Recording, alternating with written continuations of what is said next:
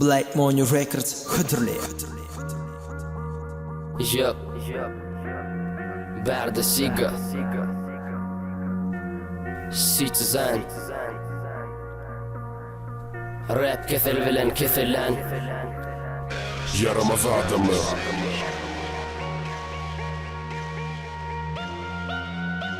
Yüzünü yere tanıp oturuyor o. Ne mıllı? Ay oğlanır size sormam benim aytmayın.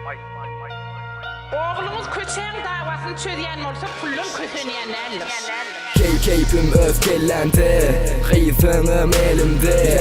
Yardayınım kovla, Citizen çal sene moğla. Yaramazsa keyfimi salladım, bağlan sırtını bağladım, cüzünü bağladım. Seni haladım, okey.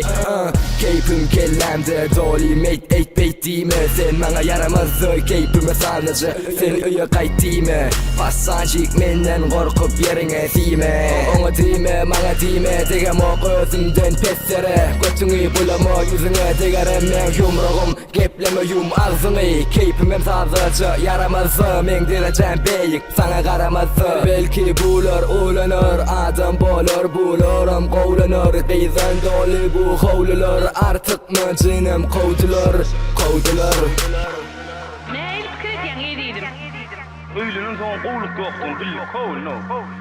Uruştan meter. Ol, aydım svara.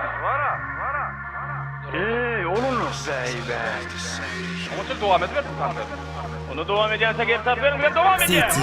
Ben 7-24 oyunu Fağadım 24 okudun oyunu Yaramazsa men Dracula Who Flow'um cool Kulağımda bul Eğer sen Karol bolsan men onu tut Dodukta sigar yanımda sigar Tomuz ketil yaktır yak biz gar Öy könüm tüstülü Kellem kutsülü Hemeza karışık var yere kusmalı Rap'i yak yo bla Olmadı bilgen men sizin balına Taydı çalt yo bla Olmadı intagam trap'tan doyamam Havardar ya yine de kulukluk seyret yoktur olga Eni yumruk çöz yani gel mesela Kopeler getirfen mesela Ve hip hop'um formula flow'um formula bar Sesime deletti sesime görüp kulağımda kır Men sesim sana bağlanan her rayonla ayağı izim kalmalı